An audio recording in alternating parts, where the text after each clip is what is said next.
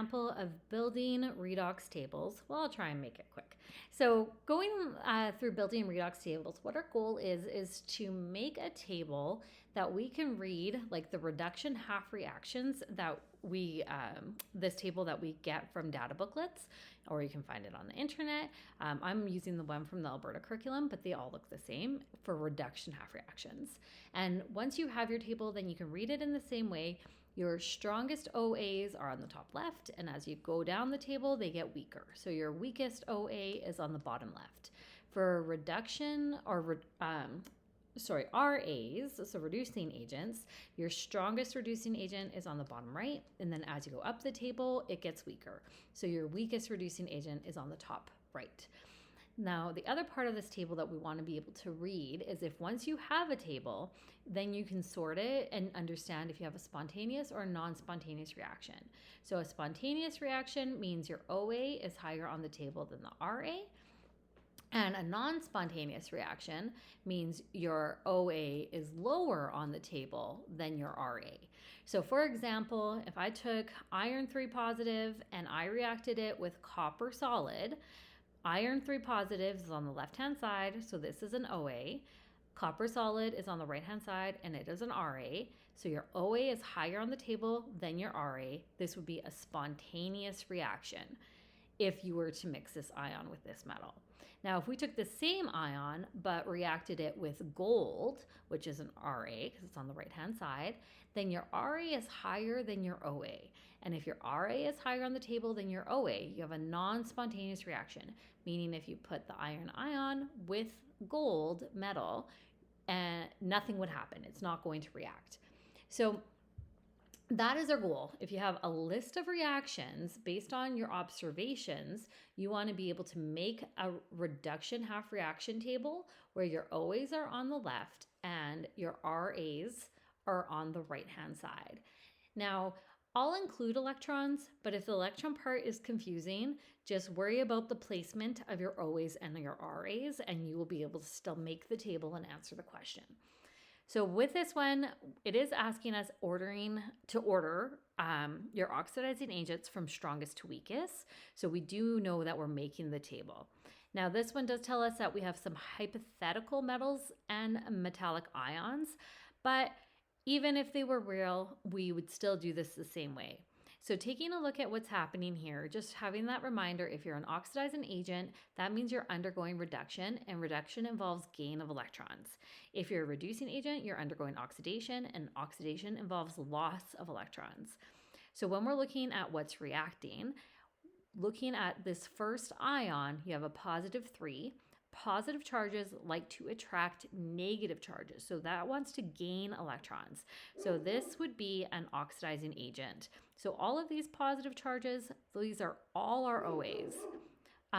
Reacting with the metal, metals like to lose electrons. So these would be RAs, and you could also take a look at your periodic table. All metal ions are positive. So to become positive, it had to lose electrons. Now, what matters here is the observation, because now that we know our OA and RA, now we need to know where we're going to place it. So if you have no evidence of a reaction, that implies your reaction was non-spontaneous. So when you go to your table, you want to place your RA higher up on the table than your OA. So that's what we're starting with. Your OA is lower, your RA is higher. That's non-spontaneous. Now we can move on from here and we can fill in electrons as we go. But again, if the electrons get confusing, just leave them out.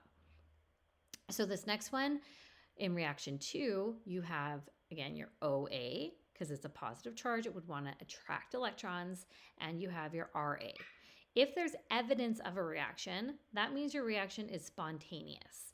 And if you're a spontaneous reaction, that means your OA is higher on the table than your RA. Now, the fact that we see this 2 positive, that's going to help us fill in this horizontal line. So the metal ion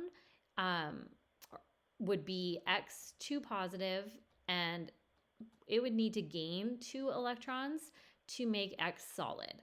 Now again, if that's confusing, leave electrons out. Just place that X2 positive beside the X on the table. Now, when we're going through this, because it's a reaction, that means your OA is higher up than your RA. I'm not sure if the D is going to be below or above the Z, but we'll figure that out. So I'm just going to put the D here for now, D solids here, and we'll keep going. So if I look at my next reaction, you have D positive, and I'm just going to fill this in. D positive would be the ion. We'll fill in an electron. And that would give you, when that comes together, that would give you D solid. Now, when this reacts with A, our RA, there's a reaction. So just like the previous reaction, that means your OA is higher on the table than your RA. So the OA is already placed, your RA has to go lower. And then we're done with that one, keep going. So this next one is going to help us determine the order of Z and D. So looking at Z3 positive and then D, saying no evidence of a reaction, that means your OA, Z3 positive, needs to be lower on the table than D.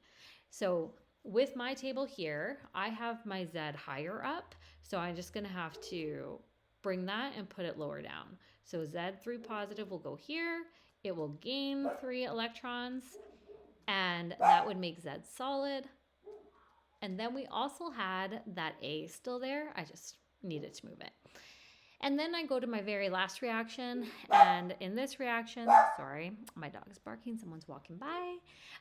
It says no evidence of a reaction. So then same thing, your RA has to be higher than your OA. So when I'm looking at this one, we have our OA right here. And then we have our Z right here. Filling in this line, we can add A2 positive plus 2 electrons. And it's already figured out for us because Z is higher on the table than the A2 positive. So here is our table, and now we can read the table. Your strongest OA is top left. As you go down, they get weaker. And your strongest RA is the bottom right, and as you go up, they get weaker. Now, the question in particular is asking about your oxidizing agents.